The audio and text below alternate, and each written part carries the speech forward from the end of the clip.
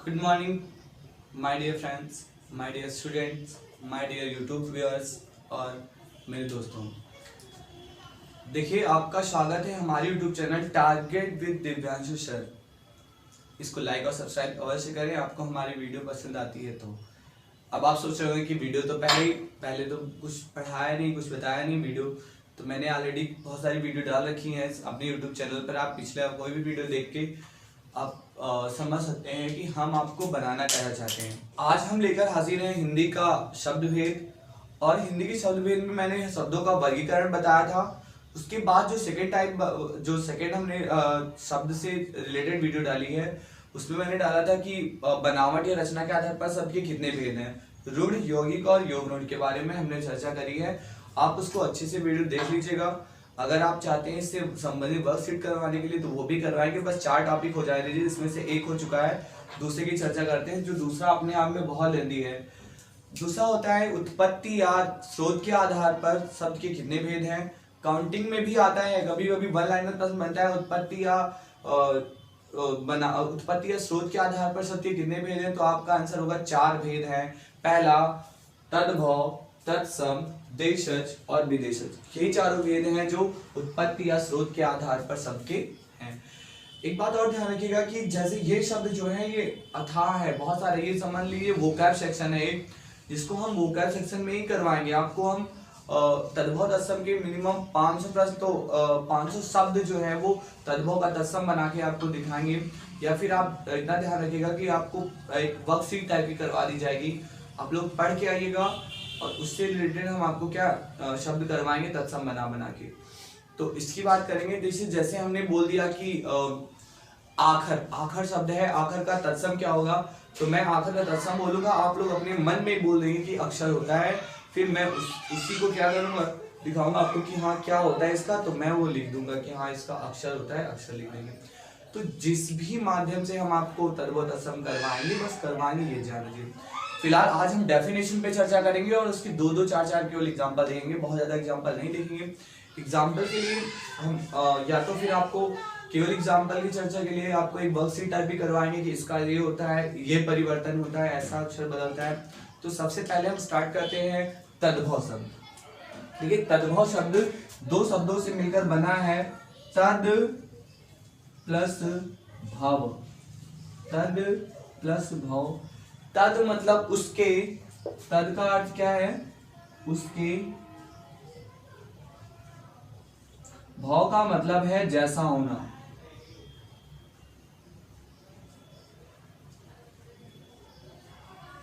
उसके जैसा होना। किसके जैसा होना, तो तत्सम शब्दों से के जैसे अगर जो होगा शब्द, उन्हें तद्भव शब्द कहते हैं। फिर से ध्यान रखिएगा, तद्भव शब्द वे शब्द हैं जो तत्सम शब्द हैं या तत्सम शब्दों में कुछ परिवर्तन के बाद जो हिंदी में प्रयोग किए जाते हैं उन्हें क्या कहते हैं, तद्भव शब्द कहते हैं। ध्यान रखिएगा, कुछ तद्भव शब्द ऐसे होते हैं जो तत्सम से पूरी तरह भिन्न होते हैं।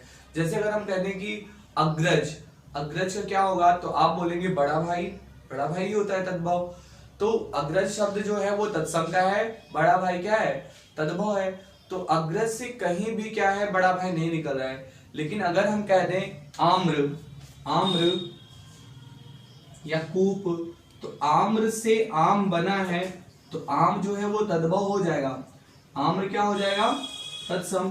तो ऐसे शब्द जो तत्सम से निर्मित हुए हैं लेकिन कुछ परिवर्तन के बाद, उन्हें क्या कहते हैं, तद्भव शब्द कहते हैं। बात आती है भैया, तत्सम शब्द तो तद्भव शब्द तो हो गया जो तत्सम शब्द होते हैं लेकिन उनमें कुछ परिवर्तन करके हम उसे क्या बना लेते हैं, हम बोल चाल की भाषा में प्रयोग करने लगते हैं, तो वो तत्सम शब्द हो जाता, तद्भव शब्द हो जाता है। तो तत्सम शब्द क्या होता है, तो तत्सम शब्द जो होता है भैया, ये भी देखिए 2 शब्दों से मिलकर बना है, तत् प्लस सम। तत् प्लस सम से मिलकर बना है, जहां पे तत् का अर्थ भी होता है उसके, तत् का अर्थ है उसके, सम का अर्थ है समान, उसके समान।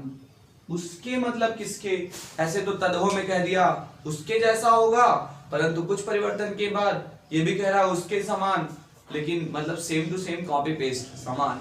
समान मतलब कॉपी पेस्ट।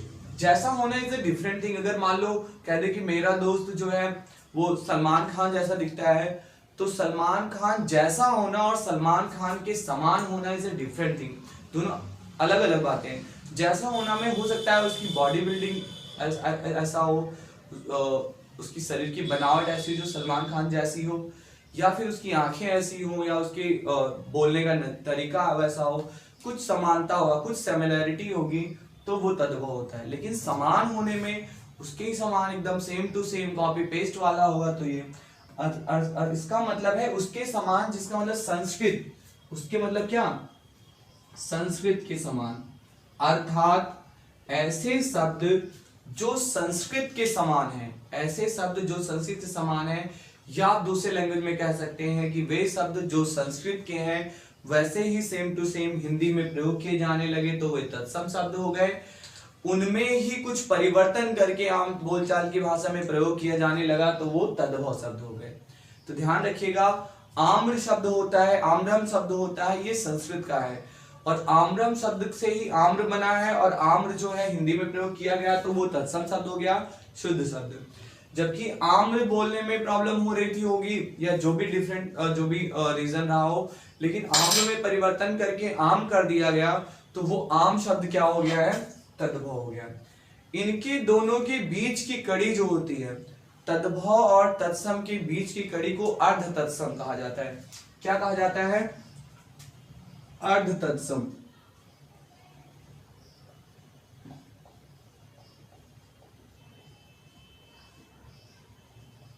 अर्ध तत्सम अर्थात अर्ध तत्सम शब्द वे हैं जो ना तो पूरी तरह तत्सम है, ना तो पूरी तरह तद्भव है। मतलब तत्सम के शब्द टूटकर जो तद्भव की तरफ अग्रसर होते हैं, या अर्थात कि जो तद्भव और तत्सम के बीच की कड़ी है, जो तद्भव तत्सम की तद्भव से तत्सम बना हो, या तत्सम से तद्भव वैसे तत्सम से ही तद्भव बना है, तो उसकी जो बीच की कड़ी है वही क्या है, अर्ध तत्सम है। जैसे मैं एक एग्जांपल देता हूं कि अगर आप बात करें कि अक्षर की, अक्षर ये शब्द जो होता है, ये शब्द जो है ये तत्सम का शब्द है। फिर अगर आपने बना दिया है इसका आखर, आखर, तो ये शब्द हो गया तद्भव शब्द। मतलब अक्षर तत्सम है, इसका तद्भव क्या होगा, आखर। और इसी का अगर बीच में अगर हम देखें अक्षर, जो ऐसे लिख दिया गया, ये क्या हो गया, अर्ध तत्सम हो गया। ये तत्सम है, ये तद्भव है, अक्षर से ऐसे अक्षर बना और इस अक्षर से आखर बना, तो ये जो बीच की कड़ी थी दोनों की, यही अर्ध तत्सम कहलाती है। यही कुछ करीब कार्य है। कार्य, कार्य से जो बना वो काज बना है, काम काज वाला काज। तो कार्य शब्द तो तत्सम है, लेकिन कार्य शब्द क्या है, तद्भव है। और जो कारज शब्द बना है, कार्य से कारज बना है, वो क्या हो गया, अर्ध तत्सम शब्द हो गए। कौन से शब्द हो गए, अर्ध तत्सम। अर्ध तत्सम शब्द वे शब्द हैं जो तद्भव और तत्सम के बीच की कड़ी है। अब देखिए, कोई भी जब प्रोसेसिंग होता है कि स्टार्ट, मान लो आपने येलो कलर बनाना चाहा, या कुछ भी ऐसा, आप जो अगर आपका जो आउटपुट निकलता है इनपुट करने से, इनपुट आपने डाला और आपका आउटपुट निकला, उसके बीच की जो प्रोसेसिंग है, अगर प्रोसेसिंग को बीच में रिकॉर्ड करें तो हमारा वो अर्ध तत्सम निकलता है। अगर अक्षर को हम मान ले कि ये इनपुट है, तो इनपुट को हमने डाला, बीच में क्या है, ये जो प्रोसेसिंग है, जहां पे बीच का जो क्रिया था, बीच में जो पदार्थ जो बनता है, वो क्या हो गया है, अर्ध तत्सम। और वही अर्ध तत्सम बिगड़ते हुए क्या बन गया है, तद्भव बन गया है। तो एक बार फिर से सारी डेफिनेशन दोनों की समझते हैं। देखिए, तत्सम शब्द वे शब्द हैं जो संस्कृत भाषा के हैं। पूछा था, बताइए ऐसे कौन से शब्द हैं जो संस्कृत भाषा के हैं, हिंदी में प्रयोग किया था, उन्हें क्या कहते हैं, तो उन्हें तत्सम शब्द कहते हैं। तत् मतलब उसके, सम मतलब समान, उसके समान मतलब संस्कृत समान। ऐसे शब्द जो संस्कृत के हैं और वो प्रयोग किस में गए, हिंदी में प्रयोग किए जाने लगे, तो वो क्या हो गए, तत्सम शब्द हो गए। तत्सम शब्दों में कुछ परिवर्तन के बाद जब हिंदी में प्रयोग किया जाने लगा, तो वे शब्द क्या हो गए, तद्भव शब्द हो गए। उसके बाद ध्यान रखिएगा तद्भव और तत्सम के बीच की कड़ी को क्या कहते हैं? तो तद्भव और तत्सम के बीच की कड़ी को अर्ध तत्सम शब्द कहते हैं, अर्ध तत्सम शब्द कहते हैं। चलिए कुछ शब्द देखते हैं जहां पे इस तरफ मैं तद्भव लिखूंगा और इस तरफ उसका तत्सम लिखूंगा। चलिए आपको हम बता दें कि इधर मैंने कुछ तद्भव शब्द लिखे हैं, उनका तत्सम देखना है कि तत्सम शब्द क्या बनते हैं। जो आम शब्द है, आम शब्द का तत्सम शब्द होता है आम्र। इसका मतलब है आम शब्द जो बना है वो आम्र में से जो पदेन रा है, इस पदेन रा को हटाने के बाद बनता है आम शब्द। तो परिवर्तन किया गया और परिवर्तन के बाद मतलब तत्सम शब्दों के परिवर्तन के बाद जो शब्द बनते हैं हिंदी में प्रयोग किए जाते हैं उन्हें क्या कहते हैं? तद्भव शब्द कहते हैं। अगर हम देखें तो कूप शब्द होता है, कूप, कूप का मतलब है कुआं। तो कूप शब्द से क्या बना है? कुआं।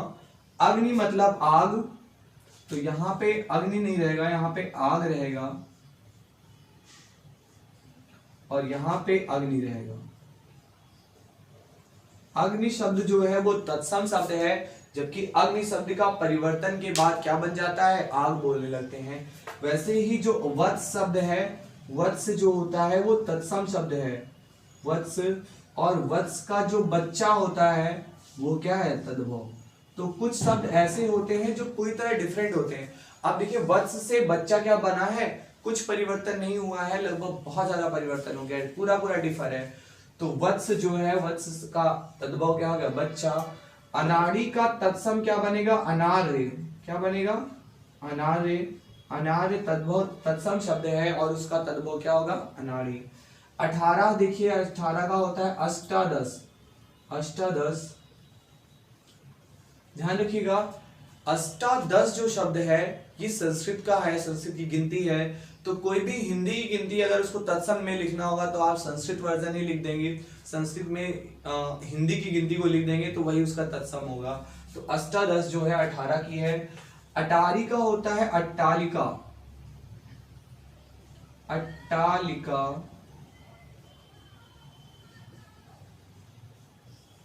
अट्टालिका, और ये हो गया अट्टालिका। दैट मीन्स ओवरऑल ये समझ लीजिए कि जो तत्सम शब्द होते हैं तत्सम से ही तद्भव बने हैं, उनकी बीच की कड़ी को अर्ध तत्सम कहते हैं। तो ये बात ध्यान रखिएगा। फिर हम आगे तत्सम तद्भव के आपको 500 से ज्यादा प्रश्न करवाएंगे, आप ध्यान रख, आप उसके लिए बेफिक्र रहिए, आपको सारे क्वेश्चन सारे शब्द मिलेंगे। अब आते हैं देशज और विदेशज शब्दों में। देशज शब्द दो शब्दों से मिलकर बना है, देश प्लस ज, और यहां पे विदेश प्लस ज, अर्थात ज मतलब उत्पन्न हुआ या पैदा हुआ। जो शब्द देश में उत्पन्न हुए हैं, जो हमारे नॉर्मल बोलचाल की भाषा में, जो हमारे आम बोलचाल की भाषा में प्रयोग किए जाते हैं, जिनकी उत्पत्ति का कोई पता ही नहीं चलता किस भाषा के शब्द हैं, खड़बड़, भड़बड़, भड़ाभड़, चटाचट, तो ऐसे शब्द जो होते हैं वो देशज शब्दों की श्रेणी में आते हैं। देश में उत्पन्न हुए हैं, उनको कोई ग्रामेटिकल, आप व्याकरण की दृष्टि से आप नहीं देख सकते हैं कि व्याकरण दृष्टि से वो सही है गलत, हमें पता ही नहीं है कि किस भाषा का है, तो हम कैसे व्याकरण लगा देंगे किस भाषा का शब्द है। लेकिन विदेशज शब्द जो होते हैं वो विदेशी भाषाओं से लिए गए शब्द, उत्पन्न शब्द, जैसे अरबी भाषा के शब्द आ जाते हैं, फारसी भाषा के शब्द आ जाते हैं, जापानी भाषा के शब्द जो है, अंग्रेजी भाषा के शब्द जो हैं, रूसी भाषा के शब्द जो हैं, फ्रेंच भाषा के शब्द जो हैं। तो ओवरऑल ये सब जो विदेशी भाषाएं हैं, इनसे जो शब्द हैं, इनके जो शब्द थे उन्हें हम जब हिंदी में प्रयोग किया करने लगे तो ऐसे शब्दों को विदेशज शब्द या आगत शब्द कहते हैं। कौन से शब्द कहते हैं? आगत शब्द, जो अन्य भाषाओं से आए हैं। तो इन सब की लिस्ट है पूरी, आपको मैं लिस्ट दे दूंगा, आपको पीडीएफ मिल जाएगी लिस्ट की। सेकेंड थिंग, एक बात ध्यान रखिएगा कि जो देशज शब्द है इनकी भी लिस्ट और इनकी भी लिस्ट, और ये तो मैं वर्कशीट में करवाऊंगा, तो इसकी बात तो हम बाद में देखेंगे। फिलहाल आप देशज शब्द क्या होते हैं? ऐसे शब्द जिनकी उत्पत्ति का कोई स्रोत ही नहीं पता चलता कि किस भाषा के शब्द हैं, वे देशज शब्द हैं। इसमें अनुकरणात्मक शब्द भी कहते हैं, वासुदेव नंदन के अनुसार इन्हें जो अनुकरणात्मक शब्द हैं वो भी क्या है? देशज शब्द है। निरंजन प्रसाद के अनुसार भी कुछ शब्द जो है वो देशज शब्द में है, कुछ हरदेव बाहरी, डॉक्टर हरदेव बाहरी के अनुसार भी क्या है जो लिस्ट है उनको अलग अलग हम आपको दिखा देंगे, पीडीएफ दिला देंगे, आप उसको पढ़ लीजिएगा। तो इन शब्दों को देशज और इन्हें विदेशज शब्द कहा जाता है। जो अनुकरण मूलक है, अनुकरणात्मक शब्द हैं, उन्हें भी देशज में रखा गया है। जैसे कोई मतलब कोई पन्नी, तो आप बोल रहे हैं कि कोई पॉलिथीन है वो किरकिरा रही है, तो आपने बोला कौन क्या किरकिरा रहा है, या ऐसे शब्द कड़कड़ाना, पन्नी कड़कड़ाती है, तो या कोई धड़ाम से गिर गया, तो ऐसे शब्द जो होंगे वो क्या होंगे, देशज शब्द होंगे। आप जैसे लोटा, डोरी, डंडा, लाठी, ये सब शब्द जो होते हैं वो देशज शब्द हैं। जबकि विदेशज शब्द के अलग अलग भाषाओं के शब्द हैं। आपको अरबी भाषा के शब्द अलग से पढ़ने होंगे, फारसी भाषा के शब्द अलग से पढ़ने होंगे, अंग्रेजी, जापानी, फ्रेंच, इन सब भाषा के शब्द अलग से पढ़ने होंगे। तो इनका ओवरऑल मैं एक एक करके आपको कल से स्टार्ट करूंगा। आपको कल तद्भव तत्सम की वर्कशीट कराता रहूंगा। उसके बाद जो है फिर देशज की आपको लिस्ट प्रोवाइड कराऊंगा, मैं पढ़ूंगा, आप भी साथ में पढ़िएगा, याद करने की कोशिश करेंगे। फिर विदेशज और आगत शब्दों को भी इसी तरह। तो ओवरऑल हम उत्पत्ति के जो चारों भेद हैं उत्पत्ति के आधार पर शब्द की, उनकी चर्चा करेंगे, एक एक करके करेंगे। तद्भव तत्सम को इतना आसान मत समझिए, क्योंकि तद्भव तत्सम एक वोकैब सेक्शन है और ये अनलिमिटेड कह सकते हैं, तो इसको पढ़ना मस्ट है, क्वेश्चन आता भी अवश्य है, तो पढ़ना तो जरूरी है, आप पढ़िएगा। और मेरी रिस्पॉन्सिबिलिटी है, मैं आपको पढ़ाऊंगा और आप वीडियो को आप पूरी अवश्य देखिए। जब तक आप पूरी नहीं देखेंगे तो हो सकता है कोई बात मैं स्टार्टिंग में भूल गया हूँ, अंत में वीडियो के अंत तक बोल दूं या बता दूं, तो आप ध्यान रखिएगा, वीडियो को पूरी अवश्य देखें। कब कौन सी बात जो है वो आपको समझ में आ जाए कुछ पता नहीं है, तो हर बात को आप फॉलो करेंगे, देखेंगे कि वीडियो से क्या आपको सारी डेफिनेशन क्लियर हुई, क्या तद्भव तत्सम देशज विदेशज क्लियर हो गया है। इसकी डेफिनेशन अभी ध्यान देंगे, परिभाषा को, इसकी ज्यादा से ज्यादा एग्जांपल हम नेक्स्ट डे देखेंगे। जैसे अब यहाँ पे रिक्शा आता है, रिक्शा शब्द जो है ऐसे ही आ गया। कैची शब्द जो है आदमी है, औलाद है, या फिर जलेबी है, अमरूद है, ये सब किस भाषाओं के शब्द है, विदेशज ही हैं। तो इनको हम अलग अलग देखेंगे, कौन से विदेशज है कौन से देशज है। पहचानने में थोड़ी बहुत प्रॉब्लम होगी, लेकिन जब आप एक बार पढ़े रहेंगे तो याद रहेगा कि हाँ ये उस भाषा का शब्द है। चलिए आज के लिए इतना ही, थैंक यू क्लास, मिलते हैं नेक्स्ट वीडियो में। नेक्स्ट वीडियो में हम तद्भव तत्सम की बात करेंगे और ढेर सारे प्रश्न आपके लिए लेके आएंगे। हमको लिखना नहीं पड़ेगा, अब यहीं पे आपको पीडीएफ टाइप के दे देंगे या फिर फिगर में रहेगा, तो वही हम लोग मिलके पढ़ा जाएगा। धन्यवाद क्लास, मिलते हैं।